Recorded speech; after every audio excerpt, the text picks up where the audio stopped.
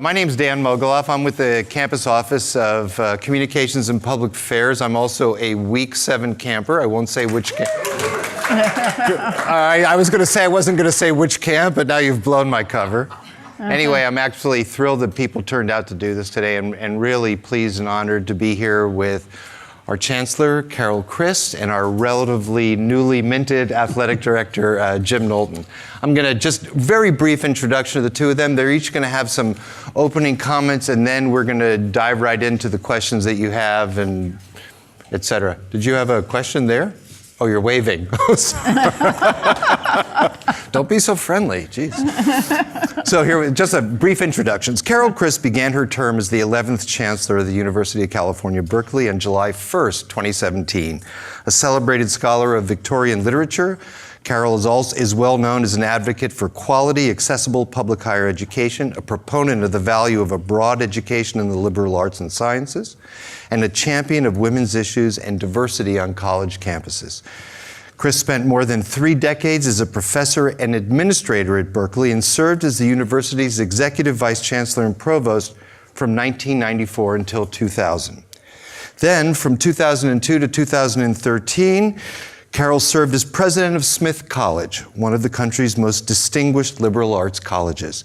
She returned to Berkeley in January 2015 to direct the campus's Center for Studies in Higher Education, and was later appointed interim executive vice chancellor and provost in April 2016, before being named chancellor in March 2017.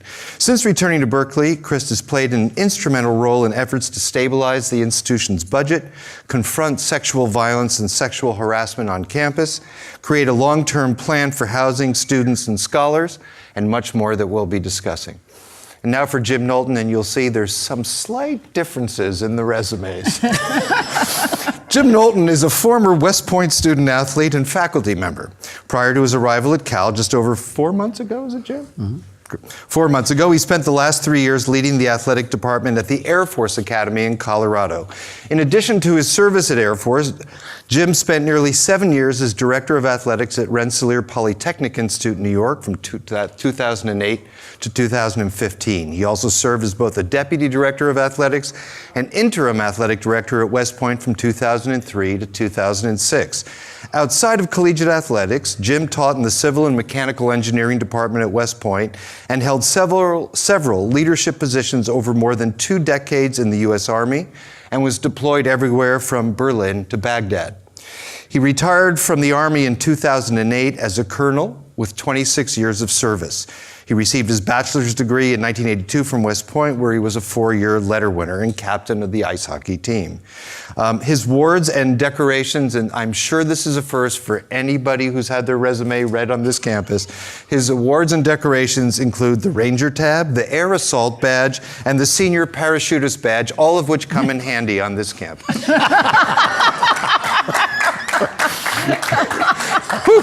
So, without further ado, let me turn the floor over to Chancellor Christ. It's such a pleasure to be here. Thank you for inviting me. I know you're legendary, Lair campers, and I thank you so much for your loyalty to Cal and your commitment to the Cal community. So, thank you.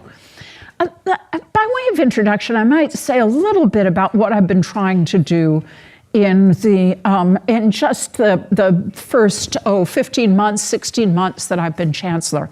I have 5 goals. The first goal is to build community.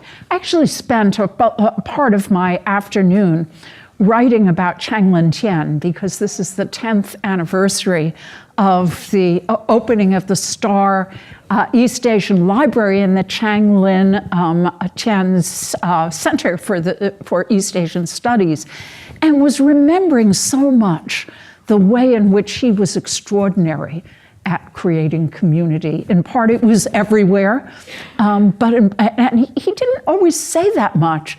Except I was just talking to an alum the other day. He said, every time I saw Chancellor Tien on campus, he didn't say anything to me except, "Go Bears."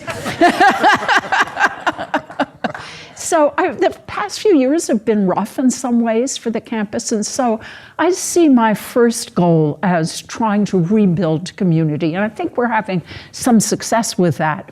in part because we're having success with balancing the budget. In 2016, when I began as the interim provost, we had a budget deficit, structural deficit of $150 million. We will have the budget balanced by June of 2019. So I'm really excited about that. That goes with creating a new financial model for the campus, and we can talk more about that if it interests you. My third goal is to improve the undergraduate student experience. Absolutely critical to that is housing. We house only 22% of our undergraduates and only 9% of our graduate students. In the days when rental housing in Berkeley was cheap and plentiful, that wouldn't have been a problem. But now it's not cheap and it's not plentiful. Too many of our students live too far from campus in apartments that are too crowded and too expensive. And so I've made a goal of doubling our housing capacity in the next 10 years. What that means is we're going to build on every piece of land we have that's suitable for housing. And yes, that means People's Park. And it means the Oxford Tract, which is surprisingly more controversial than People's Park. But we cannot guarantee our students a good undergraduate experience here unless we do a better job housing them. In addition, we're trying to reshape the undergraduate experience itself, and I'd be happy to talk more about how we're doing that if you're interested. Then, of course, we want to invest in research. It's the engine that makes this campus go. And finally, I want us to be a much more diverse campus than we are. So why don't I stop there? I know I'd rather this be an interchange than a speech by me, but that gives you a little bit of a sense of what my goals are as Chancellor. And speaking of that, Jim, before you start, there are cards on your table. Feel free to fill them out with questions as we go along. Just raise your hand in the air and somebody will pick them up. Jim? Perfect. Well, thanks everyone for being here. I'm going to call myself a future camper. So is there such a thing as a future camper? I've heard a lot about how great it is. Everyone from Jane Jackson, who works in my office, who's been there for years and years and years, has said you have to go. So I'm really looking forward to it. I think as I look at my first 4 months, I think probably the predominant thing I've done has been listening. And really, I've been listening to our internal folks. I've been listening to our alums. I've been listening to fans and really trying to get a sense for where are we right now. And so that's been extremely helpful and has given me a sense of what are the priorities that we have to really focus on. And so, as you heard, Chancellor Christa's really articulated the priorities for where we are as a university. And what I'm trying to do is how do we nest our priorities into the priorities of the university so that what we do supports what the Chancellor's trying to do. I think I would be remiss if I didn't say that one of the large reasons I'm here is because of the Chancellor. Once I talked to her in an hour meeting during the interview process and listened to her vision, where we're going, how we're going to get there, it was inspiring. And so I had a great job at the Air Force Academy, and so it had to be exceptional for me to leave there, and absolutely it was in fact that after talking to the Chancellor. The things that we're really focused on, we have to balance our budget. So in athletics, we have to balance our budget, and the Chancellor and I have been working on that since the day I started, probably a couple days before I started. Yeah. We've been working on that, and I really, really feel good about where we're going because the narrative for too many years has been the athletic department's budget, and I don't want that to be the narrative. I want it to be about what we're doing, what we bring to the university, the affinity we build for campus, and how we tie the campus together. And so that's going to be a huge step. Title IX.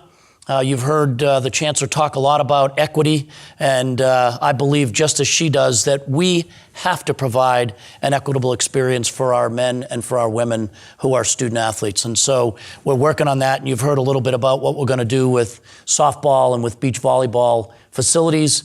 We just haven't taken care of many of our women's sports for a long time, and now we're going to do that, and I'm really proud to be part of that. We got to build a family. Our athletic department, much like what the Chancellor has said, we need to build our family, build morale. We've lost 210 people over 3 years out of an organization of 300, and so we've got to find a way to make people feel a part of what we're doing and feel good about what they're doing and strive for excellence in all we do. And I think you surround that with communications, and I'm really trying to be transparent. If you haven't seen some of the notes that I've been putting out every month, it really is to try to give people a peek behind the curtain on what are we doing, what are we trying to do, what are we trying to accomplish, and around all of that is we want to have a phenomenal student-athlete experience for every one of our 850 young men and women, and so that's really where we're focused. If you ask, I'll tell you what the score is of the game tonight. I don't want to blurt it out, but if you would like to know that, that's certainly one of the things I can answer at a later time. But I'm really excited to be here. I'm thrilled every day. I've met a lot of our fans, a lot of our alums, and the passion for Cal and Cal athletics is it just blows me away each and every day. So thanks for coming, and go Bears. So I'm gonna start off, just to exercise the moderator's prerogative and throw a few questions of my own. So, Carol, I know you had a senior leadership position on campus in the past, in the 1990s, but everything looks different, I'm sure, from the corner office. What surprised you, both to the good and the bad, and what would have been some of the major challenges that you faced that perhaps you didn't expect? Well, I think what surprised me is the amount of time I spent on athletics. And it's not exactly what surprised me, but what's really wonderful in this job, what's constantly gratifying, is I think there is no position so much as the Chancellor's where you get to see the whole of the Cal community. Students, graduate students, faculty, alumni. And that's really thrilling. I mean, most of you know this is our 150th anniversary. And so, of course, we're a community in time. We're also a community in space. I've been to Beijing, I've been to Tokyo, I've been to London, and I've been meeting Cal alumni around the globe, as well as really close at home. And that's been tremendously exciting. Challenges, I mean, certainly this is a very big ocean liner. And even when you have great clarity about where you want to steer it, it's a hard ship to move. And so I think that's the big challenge is trying to enable Cal to be as nimble as it needs to be in our current environment. And Jim, I'm going to ask you, I mean, a remarkable career and record in the military, both as a uniformed officer and at West Point and Air Force. What did your friends say when they heard you were coming to Berkeley? I mean, we're seen as being barely American, more socialist than anything else. I mean, what was the reaction, and what have you found? What's the culture actually like, and how much of an adjustment has it been? So I think their initial response was, what? But the more I talked about what's happening here, really the diversity of thought, the diversity of people, it's very much like the military, in fact, as far as the military is this great, diverse organization. And there's so many, you don't see it when you really look at it at first, but there are a lot of similarities. And so as I looked at this opportunity, I thought, how can I help with supporting the Chancellor and really finding a vision for athletics? I think one of our biggest challenges has been we've kind of pulled away a little bit from the university. The athletic department did, and what I really felt like we could do, because I had taught on the faculty at West Point, I could reach out to the other side of the aisle a little bit and help bring us back into the university. And so after I explained a few of those things, they kind of scratched their head a little bit, but said, good luck and have fun. So, and I have been having fun, so it's been good. I'm going to go into a question from the audience, but if other people have them, if you could hold them up, if you have your questions, here's one here. Is there somebody who can collect them for us? Thanks. So the first question is actually for both of you, and I think it really goes to a broader question about the role and the purpose and the meaning of athletics in the context of a university like this, but particularly, how do you balance the highest academic standards and remain competitive? And I would ask both of you to sort of take that and run with it a little broader, to go into sort of those deeper issues. Gentlemen, let's start with you on that one. Well, I think, and if you look at my record, I have only been at schools where academics comes first. You know, I went to Cornell, I went to West Point. RPI is a great engineering school, the Air Force Academy, and now here. My parents were both educators, and so that's a key part of who I am and what I believe you should get out of your college experience. And I think it forces our coaches to be really good at what they do. Because when they go to a field and look at go to a tournament and there's 1,000 soccer players, they can probably talk to 2 or 3 of them who have the academics, who have done the right things in high school, who are that well-rounded person. And so they have to be really good. They have to be persuasive. But I think Cal sells itself. I mean, that's the beauty of this school, is when you can talk about the #1 public institution in the country, that is getting you halfway there right away. And then once they come to campus, probably 80% of the kids that come visit end up committing to us. But you have to be very selective, and you have to work twice as hard. And then you have to work twice as hard once they're here, because if you're a coach that just wants to win, you're not going to survive, because you're not going to give the kids the time to study. You're not going to let them bring their books on trips. And if you want to win the right way, you can be really successful at Cal. And I think that it's a lot harder than it is for Alabama or Ohio State or some of the other schools where, and I don't want to say they don't have good academics, but it's not every single student is taking some tough academic course load. Carol? Yeah,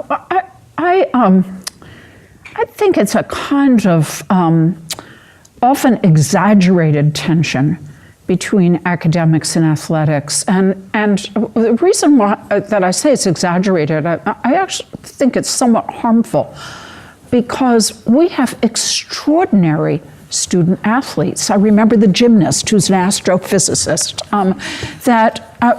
and so many of our athletes excel both on the field and in the classroom.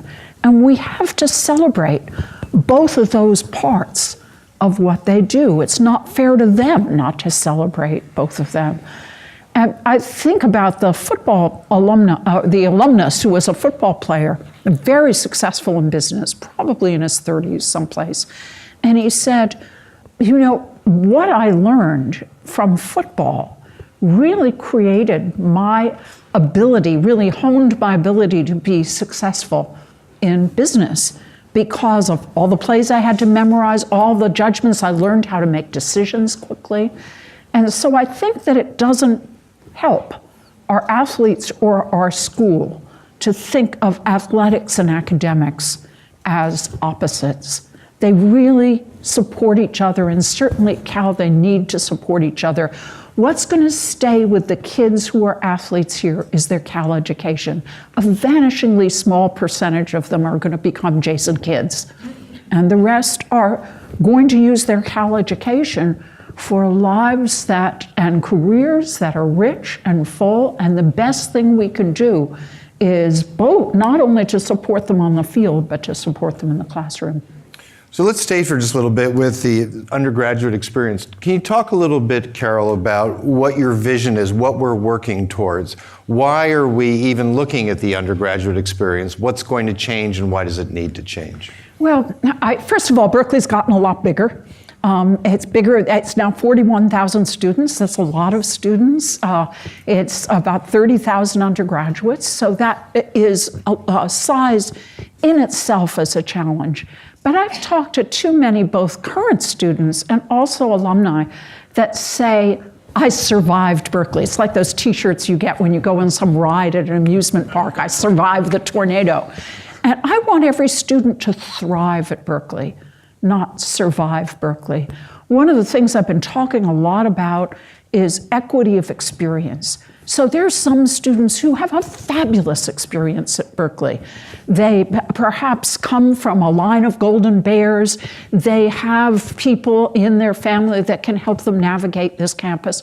Others, a large percentage of our students are the first in their families to go to college, and they have a lot more trouble trying to figure out how to navigate this campus. What for me has become a metaphor of this is the fact that all of our various major paths through the campus may have names in the kind of lore of Cal, but they sure don't have posted names. So if you try to explain to somebody how to go to the football stadium, for example, to here, what do you say? Well, you kind of keep going uphill. But so what we've done is we've created a model for undergraduate experience. The first is Berkeley Connect, in which we're committed to giving each student the orientation, the navigation tools, the mapping tools, the advising that enables them to understand where the resources are that they need. The second is Berkeley Discover. We've committed that every student should have an experience, if he or she wants, of doing independent research. That's what drives this campus. The third is Berkeley Engaged, that every student have the experience of doing something that allows them to use their education in the world, through service learning, through community service, through education abroad, through any number of other things. And then finally, it's Berkeley Reflect, because every student should have the opportunity to reflect on his or her education. Jim, I want to stay with sort of the undergraduate experience a little bit. What's your goal? In other words, in terms of the experience that the student athletes in your program, what do you want them to come out of here with, besides the education? What role do you want athletics to play in their experience while they're here at Cal? That's a good question, and I think the first thing is what I said earlier. I want them to have a student experience. I want them to be somehow integrated so that it's not they go up to the football stadium, stay there the whole day, never really interact with anybody else, go on their trips. And so that's a big push that we're doing and trying to make sure that we've integrated our student athletes into the campus at large. I think we want them to have a developmental experience at the end of the day. And I think the academics is a great part of that. The athletic piece, we'd like them to be able to compete at the highest level. But we also want them to have a developmental experience. And that includes somehow giving back. So if you have seen what Patrick Laird did, he's sort of our poster child of giving back. But we want all of our student athletes in some way, shape, or form to have an opportunity to give back. And over the years, what I've seen is our student athletes get more out of that than the organization that they give to, because it teaches them a little bit about how lucky they are. It teaches them a little bit about how do you give back and how important that is. And so as we look at their experience, we're trying to mold it so that there's a leadership piece to it, a giving back piece to it, and then obviously a developmental piece to it, in addition to, of course, the academics and the athletics. Super. So we're going to take a little bit of a turn here and go to some other questions that really look at money. It's always, as you said, it's right there, and athletics, the two of them. And so I'm going to ask each of you to sort of address this question. How are we planning to dig our way out of the athletic department deficit and still respect Title IX and also maintain the current scope of the program? Is that something that's a possibility? But how are we going to meet that goal of sort of financial balance? Jim, why don't we start with you? Well, I think I've spent my first 4 months on my whiteboard pretty much every night looking at how we do this. And I've had multiple meetings with our CFO, the university CFO, to talk about really what does it cost to have a world-class Pac-12 Division I athletic department. And we're a school where we don't charge student fees to help pay for the athletic department. What does it really cost? And so I think we're really close to figuring out what does it cost to have this world-class athletic department. And working with the Chancellor, we now know, okay, this is it. This is the investment. And we've benchmarked other schools. And so, for example, The University of Virginia's athletic department costs $22 million a year. That's the institutional support required. Many schools are $50 million for their athletic department. There are a couple schools that don't require any institutional support.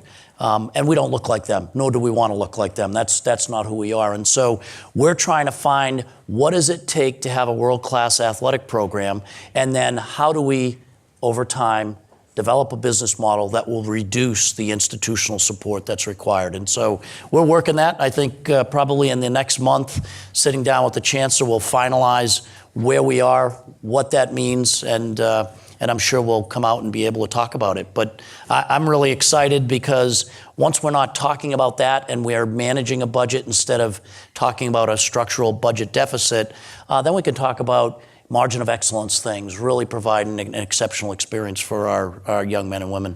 So before I turn to the Chancellor, I'm going to push on you a little bit. Okay.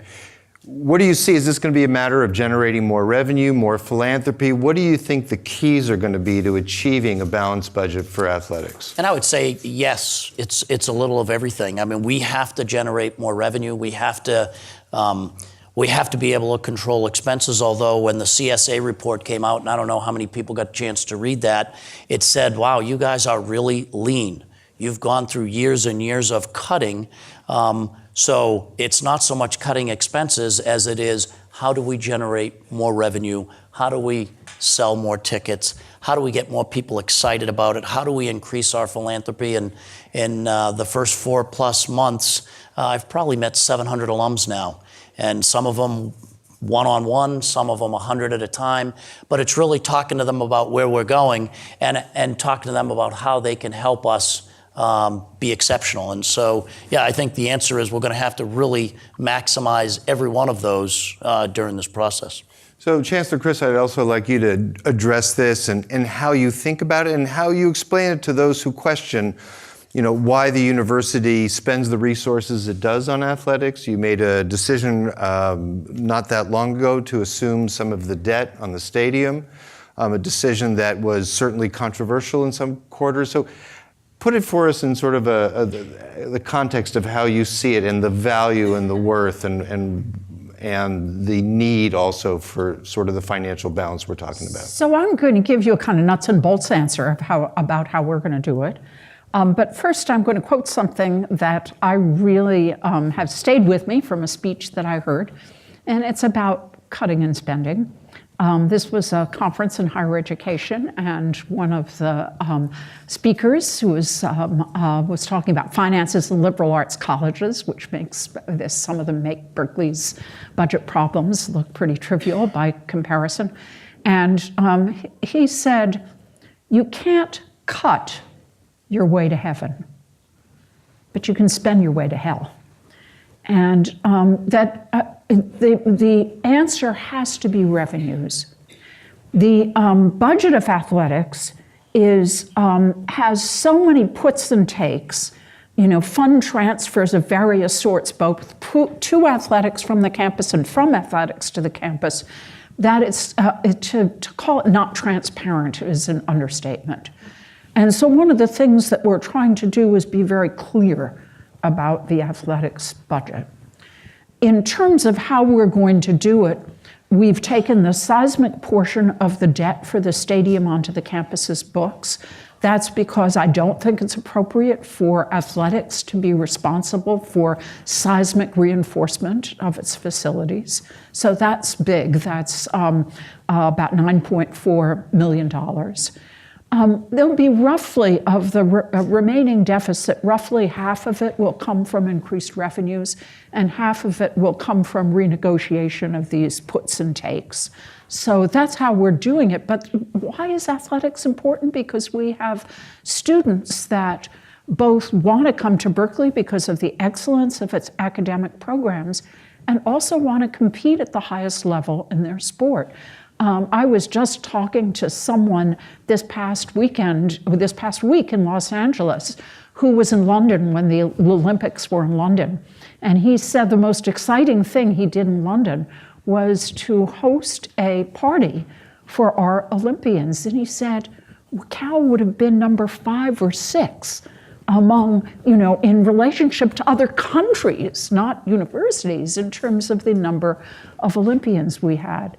We want to enable those students to pursue their their sport, in the same way they pursue their academic education. And sport is just part of U.S. collegiate culture. Not in Europe, not in lots of parts of the world, but in the U.S., it's very much a part of just the collegiate experience, and we want to do that well at Berkeley. So I'm going to ask both of you. Chancellor Chris, you talked at the beginning about one of your priorities is building or rebuilding that sense of community. What role do you see athletics playing in terms of either sustaining or building the ties that bind alumni to campus? How important is that for you? Chancellor Chris, let me start with you on that. Oh my goodness, I just said that I was in LA this week, and one of the things I did, in addition to going to the Regents meeting, was meet with lots of alums. And they all talked about their watch parties down in LA, in which they came together, often not at somebody's house, but at some sports bar that they designated, to watch games together. People often talk about athletics as the front porch to the university. Athletics, kind of the identity you get in cheering for your team and caring about your team, is one of the things that binds us together as a university community. It's also, in larger terms, what binds us together as a community. I spent 11 years in Massachusetts, where the Patriots and the Red Sox are religions, and I mean, that's true generally. It's how regional identity gets shaped, is often through sports teams. It's part of American culture, and it's a part of a community building part of American culture that I think is really quite healthy. Jim, why don't you bite into that one too, and also maybe share some of your impressions as someone who's new here, sort of just right off the bat, your impressions of the community of supporters and people who are interested in all that we're doing and you're doing in terms of athletics. Well, I would say one of the things that we started with is everybody I talked to from an alumni perspective said, how come students don't come to the games? And it was a really good question, and I started there and started meeting. I've met, the IFC and all the fraternity chairs, and what we did this year to begin to bring us more integrated into the campus, our football team and our volleyball team on move-in day in their uniforms were there. And if you could have seen our football players carrying 5 or 6 bags for other kids up the stairs, Coach Wilcox loved it because he said this is their second workout today. But they were like mule horses in some cases, just carrying all these bags. But what it really did was a great first step on the first day to meet our 8,800 new students coming to campus. And so our women's volleyball team was out there, our football team was out there, and all of a sudden, they're not just this team that's up on the hill, they're a student just like everybody else, and they're part of what we're doing. And we've seen a double in the number of student season tickets this year. So I think we're up at 54 or 5,500 season tickets, and we were half of that last year. So that's just one way it's manifested. And so we're really looking at every relationship like that. We started with students. Now we're really reaching out to the community locally here. We're reaching out. We have bands coming. We've got the Boy Scouts and the Girl Scouts. We've got different groups. And then from a faculty perspective, I've gone out and met with faculty every week. 3 or 4, my faculty athletic rep is setting me up to meet with them. And I talk about how do we make a football game, not a football game, but a celebration of Berkeley. How do we make it a celebration? It's like a Cal Day. So every game, you'll see 3 of our athletic teams dressed up, doing demonstrations on either Goldman Plaza or Maxwell. And so my favorite so far is the gymnastics team, who were talking to kids while they were in handstands and doing crazy different things. But I want people to know, one, we have 30 sports and 850 young men and women, but I want parents to know if I bring my kids, they're going to not only see some of our athletic teams, but we've also had some of our different engineering groups out there. So over the next home games, you're going to see the concrete canoe team out there, the robotics team. You know, we've had and I always say this wrong, the Sitarji. Yeah, they were out there and they had a demonstration and discussions. And so what we really want a football game to be is a celebration of Cal. We want it to be a way to see. And that's how I feel like we can connect with our community and make a game something more than just a game. Thanks. Before I go on, are there any other question cards that we can pick up? Otherwise, we'll keep going. Do we have one there? Yeah. Good. Here's one. There's one. And again, for people who came in, it's totally fine to fill it out now as we're midstream. So, Chancellor Chris, we're going to turn from one sort of battlefield, the football field, to a different field of competition and contest, People's Park. The question here says, kudos on People's Park. For those of you who came in a little late, the Chancellor reaffirmed our intention to build student housing as well as supportive housing for the homeless on People's Park. But anyway, the question is, kudos on People's Park. What factors made you act, and what is the current status? So the factors that made me act, I think that anybody who has walked in the park, walked past the park, I would be hard-pressed to see the park in its current state as in any way representing the ideals that motivated the creation of the park in the first place. It's a dangerous place. There is crime every week. Often the homeless people that hang out in the park are the victims of this crime. It serves as a kind of cover for a lot of drug dealing. So it's really a problem for the campus in its current state. We also, as I said before, really need real estate to build housing on. What has unlocked the site is my commitment to use a quarter of the site for permanent housing for the homeless. I believe that we've been running essentially a daytime homeless shelter in People's Park for decades now, and we have a responsibility to work with the city in helping the city mitigate the homeless problem. And so we hope to have about 125 beds. This is permanent, not shelter housing, permanent housing. There will be services in the building. And it will also be used as a training place for our students in public health and social work to learn how to work with homeless populations. So that's my idea. Why now? It's because I felt, I've always said that any journey begins with a single step. And if you always say, oh, we can't do that, that's the third rail, we can't go there, you'll never begin. And so I've been really just pleasantly surprised at how much support I've gotten for my plans with the park. I'm not naive enough to think that I'm not going to ever run into a protest about People's Park, but I think the time has come for something new in the park. Got one round of applause there.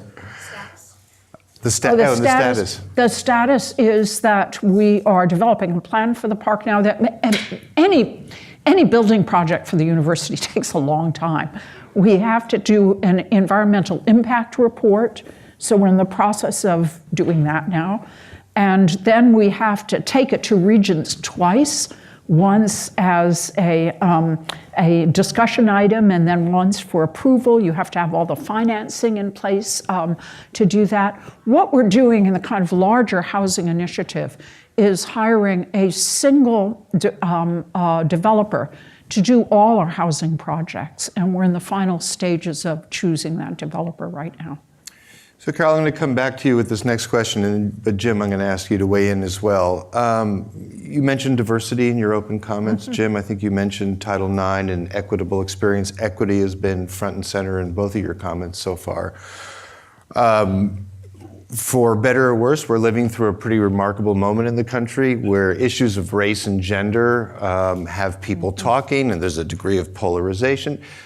Chancellor, talk a little bit about why that's a priority at an institution of higher education for you, and what steps can we, should we, and will we be taking to reach or achieve the sort of diversity that you've been talking about and thinking about? California is one of the most diverse states in the country.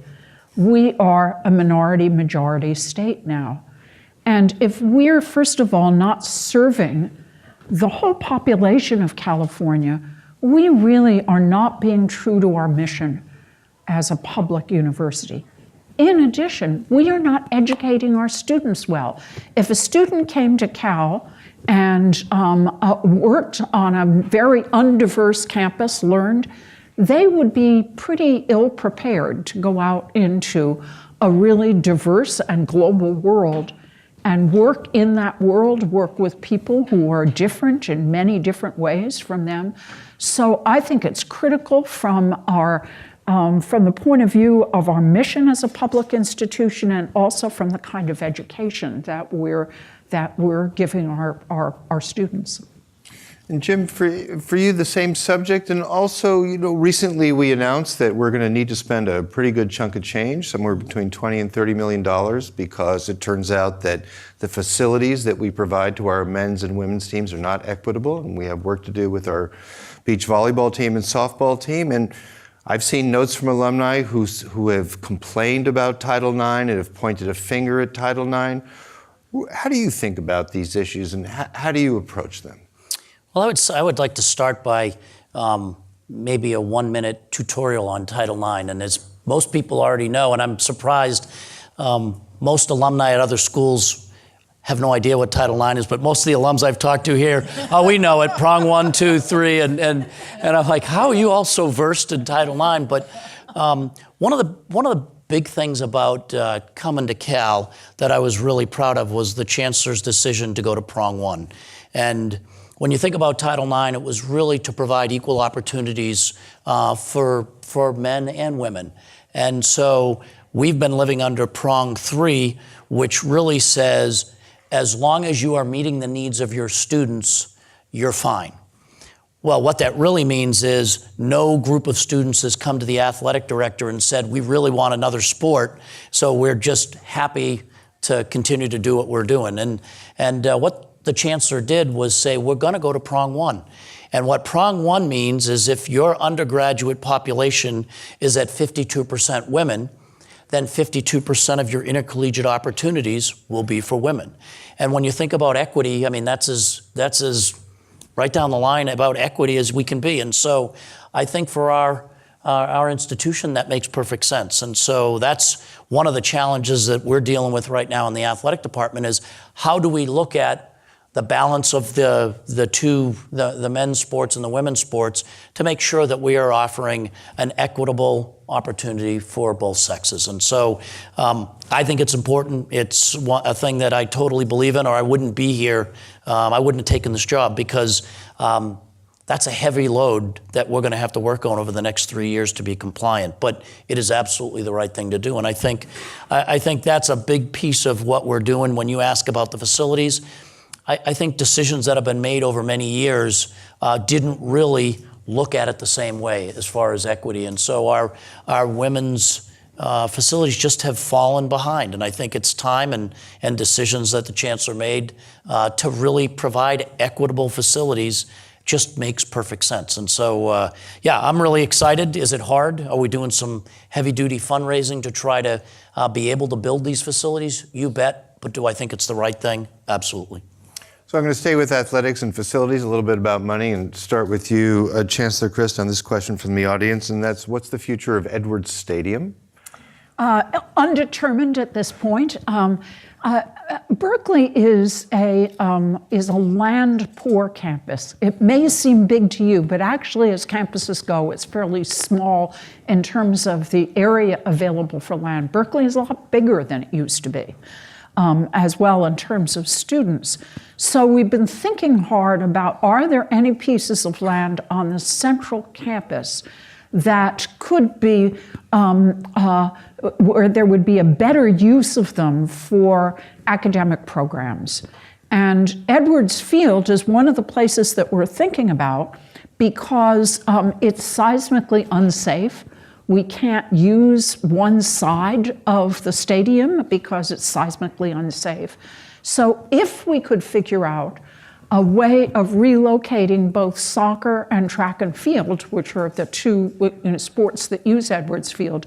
I think that Edwards Stadium, I think it would be great to have it as an academic site, but we're still doing that thinking. It's not easy to find a place where a track and field program can fit. Yeah, thanks. Jim, do you have anything to add there, just what your own thinking and as you've been here the last few months? Well, I was all ears listening to that answer to see what's going to happen. The truth of the matter is the Chancellor and I have talked about it, and right now she's directed to bring all the people involved in this decision together, and over the next couple of weeks, we'll do a pre-meeting before we get to the Chancellor to just look at what are the options. As some of the previous questions, regarding diversity, we bring a lot of diversity to the campus through athletics, and our track and field program is one of the sports that really does bring a lot of diversity to our campus, which we really need. I mean, all of our students need to grow up in a diverse environment, and when they don't, they're not going to be as effective when they get out to the real world. And so that's really where some of this tension is how do we continue to grow our diversity, provide these opportunities when we're in a tough spot. I came from the Air Force Academy, and if you've ever been there, there's hundreds of thousands of acres of land, and then you come here, and I've walked around campus saying, all right, where else can we do something? And without putting parking lots on top of parking lots on top of buildings, it is a lot more challenging. And so this is what the place we find ourselves in as we bring a lot of the thought partners together to figure out what's the best way to proceed. So Jim, I'm going to stay with you for the next one, and Carol asked you the same question about the campus, but this one's about athletics.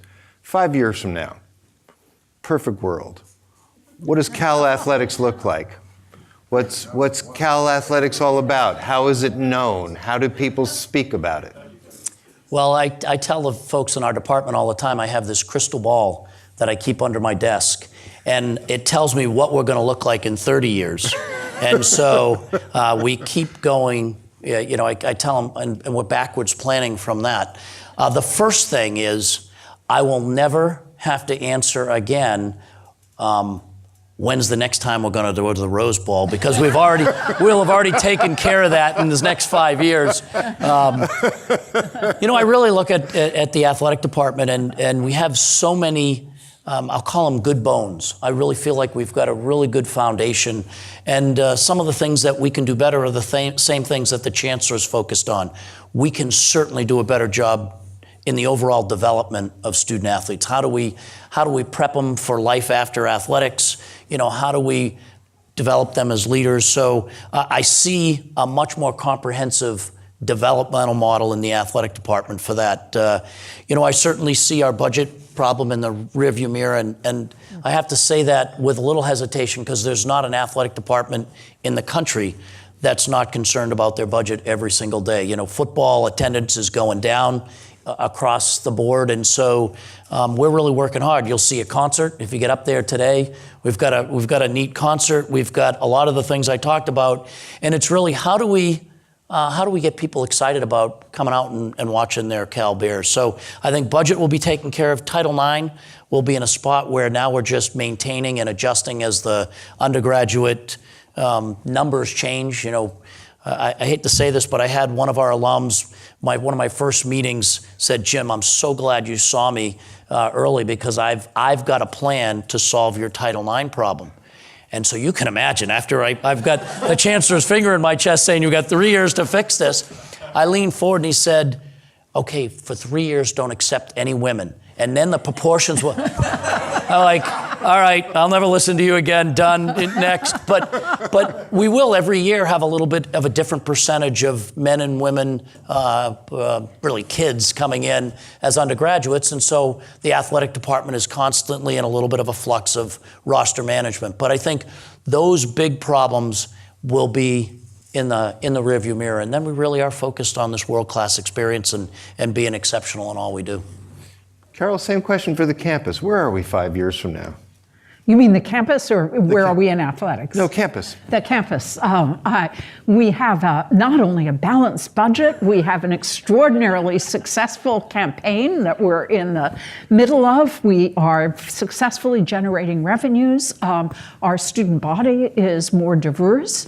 There is a much more powerful sense of the undergraduate experience. We have many more beds in our housing system, and everybody is feeling great.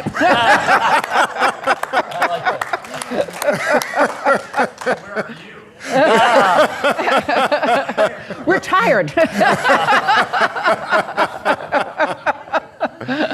Oh, that was a great answer. So I just have a couple of more here. I'm going to go from the sublime to, no, this isn't ridiculous. This is a question, actually, it's interesting. This is one of the questions that I get a lot when I speak at the Lair, and that is, why do the gems of the UC, and in this case, the questioner is defining that as Berkeley, UCLA, San Diego, and Davis. We don't have to argue about that at the moment.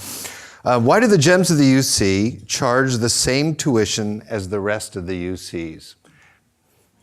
That's a great question, actually. I believe the University of California system is the greatest public university system in the world.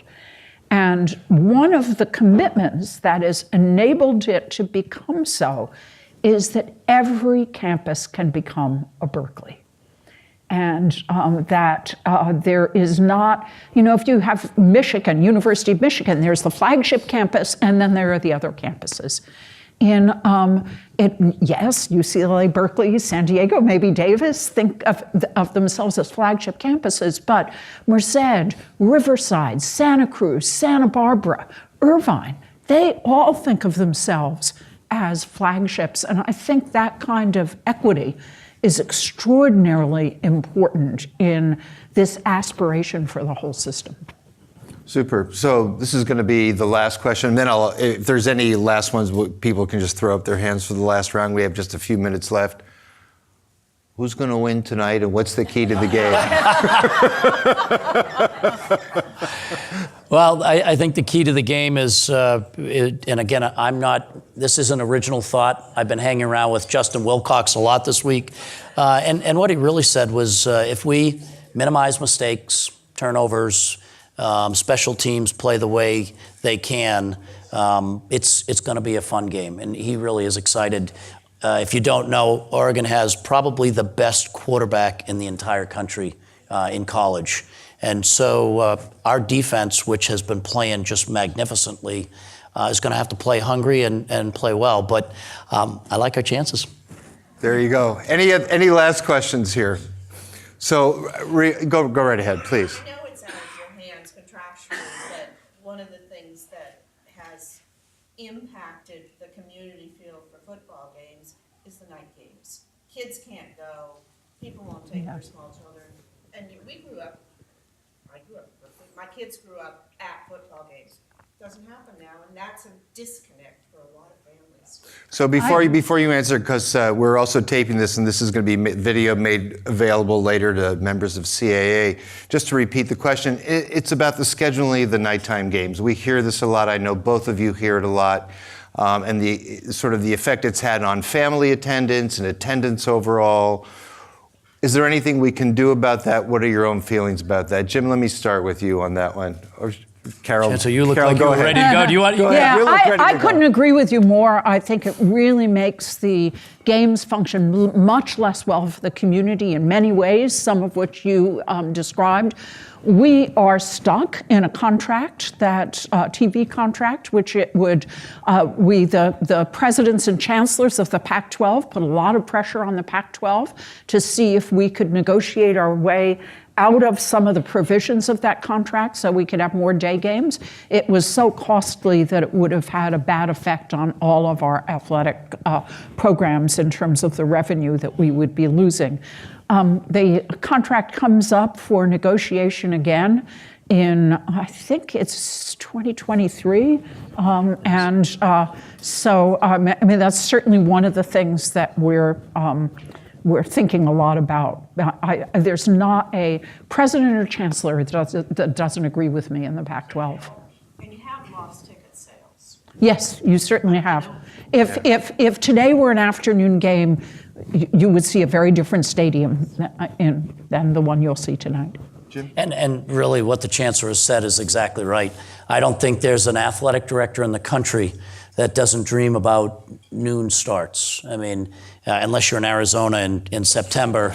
But the rest of us are all dreaming about noon starts. And I think this 2023, I just came from D.C. where we had 100 of the 130 FBS ADs in D.C. the first 3 days of the week. And that's one of the big things we talk about. We've got former ESPN folks there, and we're asking them, what's the next? We're already planning 5 years out. What's the next step of this? How can we control? Because I think if 5 o'clock was the latest, I don't think people would be as upset as these 7:30 and 8:30 games, which really, really bring you to your knees. And so we're looking at all of those things. And as you can imagine, if you're ESPN, what they're trying to do is get the best games in the right, it's really how many eyeballs can they get to watch. And so when you've got an undefeated team like Cal and a team like Oregon who is going to have absolutely broad interest across the country, they want to put it in that 7:30 slot. If we weren't doing well, we'd be on the Pac-12 network playing at noon most games. And so raise your hand if you'd like to be 0-3 right now so we'd be playing at noon. Yeah. And the answer is nobody wants that. UCLA is probably really... Yeah, UCLA, yeah. So, anyway, Jim, thanks. We really have to end it here. I just, last few words, and the promotional materials for this event, it said that there was this new feeling of optimism and excitement on campus. And that ain't nothing but the truth. And I've been here 14 years, and to a large extent, that's thanks to all the efforts and the nature of leadership that Chancellor Christ has provided, and more recently, that Jim is really providing to an athletics department that really needed it. And so I want to thank you both for coming out today. Thank you. Thank you. And also thank everyone else. Jim will be going up to the tailgate in just a little bit, and I think the Chancellor might also drop by, give you an opportunity to say hello. And with that, go Bears. Go Bears.